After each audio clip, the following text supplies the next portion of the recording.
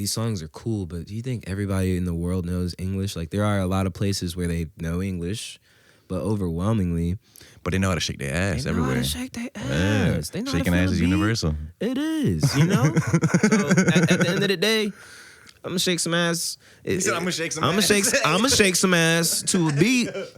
I'm gonna shake some ass to a beat. One of the earliest memories of me joining Nasma River was Breeze Park had a whole video of of like them deciding who the next member was gonna be, and I mean, but just freaky how I got to meet some of these people, right?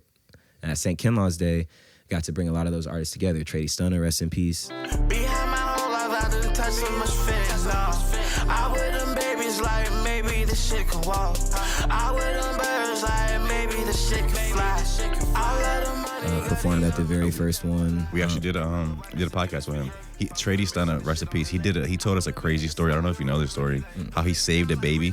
I don't think I know A this baby's story. life. No. Bro, it's a crazy episode. He was at the mall, tweaked up, off whatever he was off, in the parking lot, and there was a random lady, like a mother by herself with her baby, and her baby started choking on a penny. She was like, oh shit, like started screaming and crying and shit. Yeah, getting frantic. Nah, the baby goddamn swallowed a penny. So like she was like, somebody help, this and that. I'm over here geek the fuck up. I'm a tweaker. I hopped out the shit. I was like, fuck it, somebody gotta do some shit. So baby turning blue. I goddamn start shaking the baby and some little crazy shit, like patting the shit on the back, trying to get the shit to spit it out. And then the baby was turning blue. Bro, that's so yeah. I just crazy. had to like straight up dig my finger in the baby's throat, like, and just take the penny. Stuntman out. love the Holy kids. fuck. Yeah, and she was just like thankful for me. She was like, "Oh my gosh, like I can't believe you're an angel." What This if that and baby that. grow up and be the president or some shit? Bro, if That'd be baby crazy. goddamn see this interview, and I said, if your mama tell you that a black guy tripping off goddamn X rolling balls saved your life and pulled a penny out your throat, it was me. And he literally took the penny out of the baby's mouth? saved the baby's life, bro. I feel like I didn't. Forgive me. I have not seen that one specifically, but I feel like I remember seeing the clip. Okay. I remember. I feel like I remember seeing. So he the clip. performed at the first St. Kinlaw's Day. Yes, Tradey Stunna performed at the first one. Derek Panther is what he goes by. Talented artist, insane producer, and just crazy overall musically. Yeah, but some bands played, and it was just like it's a multi-genre experience. It's a free event. I never really wanted to push it as something that I wanted to make money off of. I've never charged for it. The only thing that I charged for are vendors. The vendors' fees go for paying for like the event space, the porta potties, the alcohol permits, and stuff like that. But what I will tell people is, if you're passionate about trying to do events, especially in honor of friends or a loved one, if monetizing it is something that you want to do, definitely think big scale. I ultimately wanted to do something to celebrate my friend, and I was only 18, so I went to a bunch of places and got a bunch of no's. I'm gonna shake some ass to a beat before I'm gonna shake some ass. Motherfuckers just talking.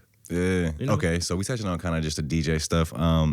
What was the idea behind starting Unreliable Radio? Where are you at with that right now? Yeah, how's that going? Yeah, so Unreliable Radio is something that was started, again, around the time I was doing the college tour.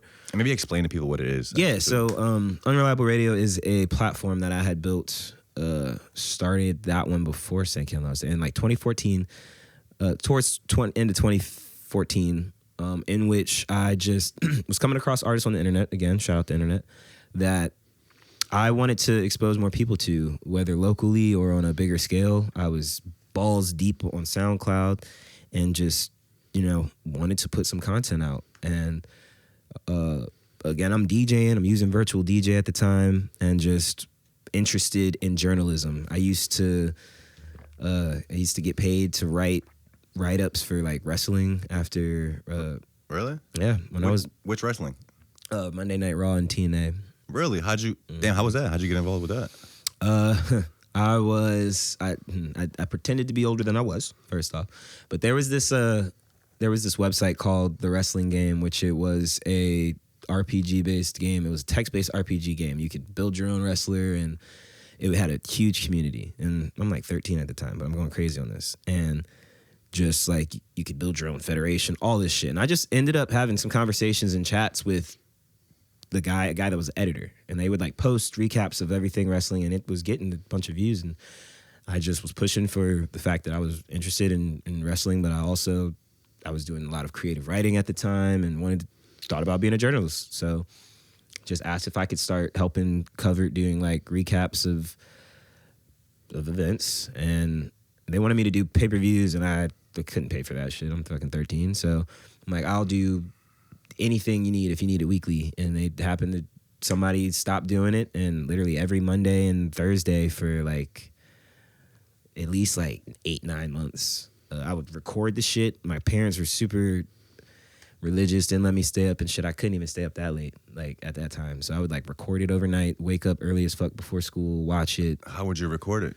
We had Verizon Fios that like fucking you could record it on like not a TiVo, but you could like record it and go back and watch it. So you're shit. 13 years old. Like, you're recording this Monday Night Raw?